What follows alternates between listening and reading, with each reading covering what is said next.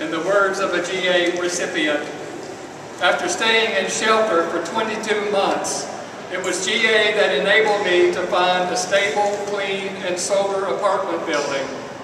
If GA is cut, my housing would disappear, and I will be dumped back into shelter life, to be preyed upon again. I am nearly 55 and declining in health. I do not believe I have the strength to go back. How could our elected officials decide to uproot people with disabilities who have found stability and sobriety in their lives? It is shameful to even consider cutting a lifeline to the poor and disabled. Yours truly. In the words of the gospel writer Matthew, I was hungry and you gave me food. I was a stranger and you welcomed me.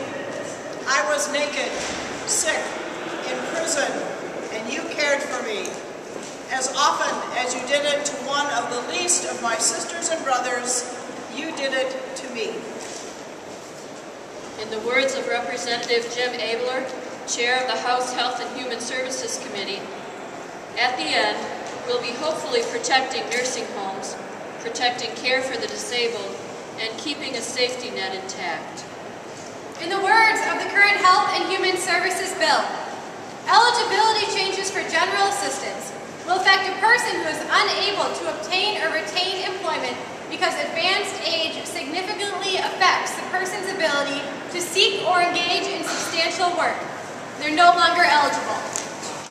In the words of Representative Jim Abeler, the House Health and Human Services Bill presents a philosophy of putting people on a path to independence.